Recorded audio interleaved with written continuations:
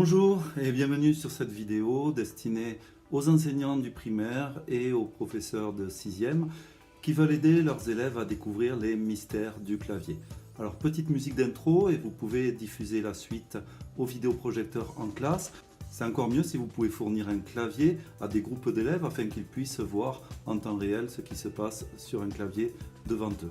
À la fin de la vidéo, il y aura un petit jeu où les élèves devront voir comment saisir des symboles sur le clavier. C'est parti, on y va.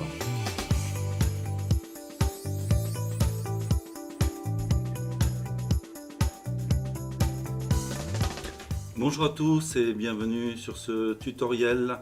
Nous allons apprendre ensemble comment nous servir du clavier pour pouvoir saisir plein de symboles et plein de lettres en majuscules, en chiffres, en caractères spéciaux. Bref, à la fin de cette vidéo, le clavier n'aura plus aucun mystère pour toi. Allez, on y va, tu vas voir, petit à petit, c'est facile.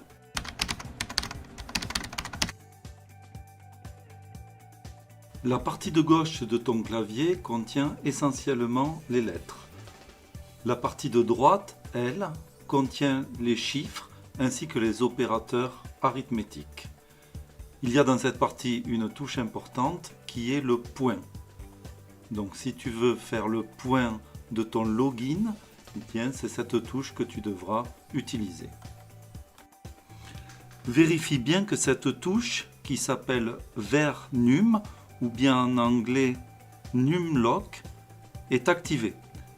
Tu verras qu'elle est activée si la petite lumière qui est au-dessus est allumée. Si la touche n'est pas activée, tu ne pourras pas saisir les chiffres. C'est donc la première chose qu'il te faut vérifier quand tu es devant ton clavier. Il te faut également vérifier que cette touche qui sert à verrouiller la majuscule, sur laquelle tu vois un cadenas et que l'on appelle parfois Caps Lock, n'est pas enfoncée. Si elle est enfoncée, tu verras une petite lumière et à ce moment-là, tu ne pourras saisir que des majuscules. Ce qui n'est pas en général ce que l'on veut, car seule la première lettre de la phrase est en majuscule, et si l'on veut se connecter à un site, l'identifiant est en général en minuscule. Pour saisir une majuscule, il te faudra tenir la touche majuscule, aussi appelée Shift, enfoncée, et faire ta majuscule avec un autre doigt. Nous savons que si nous n'avons qu'une seule majuscule à faire, ce n'est pas la peine d'utiliser la touche pour bloquer les majuscules. En observant le clavier de plus près, nous pouvons voir que certaines touches comportent 2, voire parfois 3 caractères.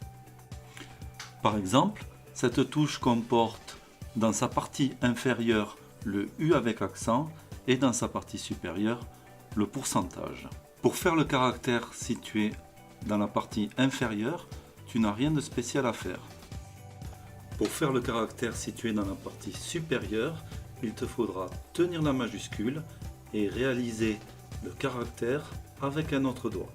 Une autre touche qu'il est essentiel de connaître, par exemple pour faire l'arrobase pour envoyer un mail ou pour pouvoir faire des caractères spéciaux, est la touche Alt-GR.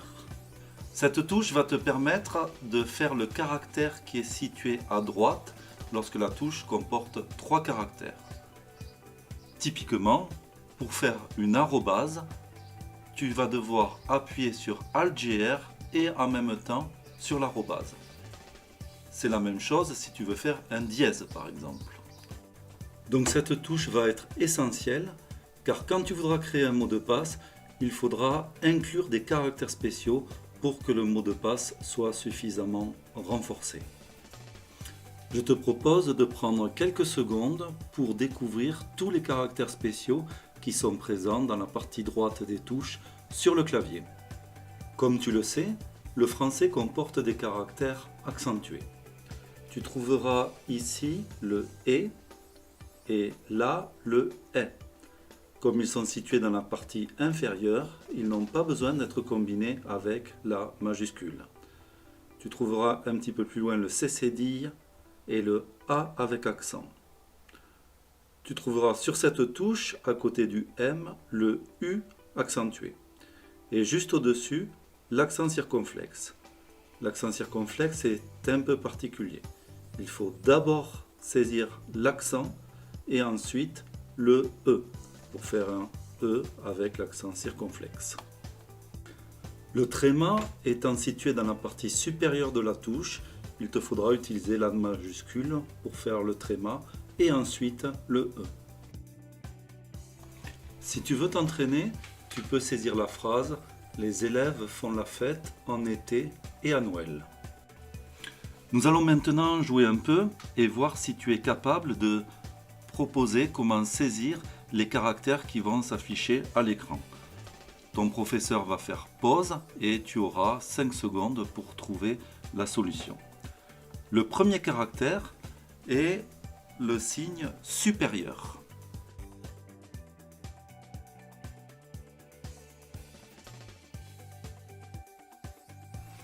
Le deuxième caractère est l'arrobase.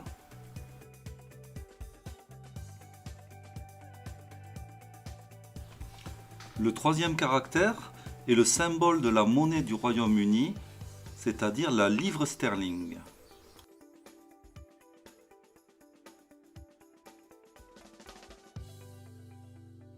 Le quatrième caractère est utilisé comme élément de séparation en informatique. C'est une barre oblique, on l'appelle le slash. Et il y aura 2 solutions à proposer pour saisir ce caractère.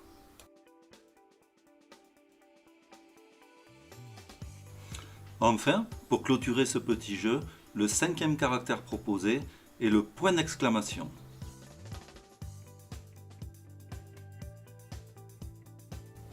Bravo! Je suis sûr que tu as tout trouvé et que très bientôt, tu sauras saisir des textes aussi rapidement que la personne sur la vidéo.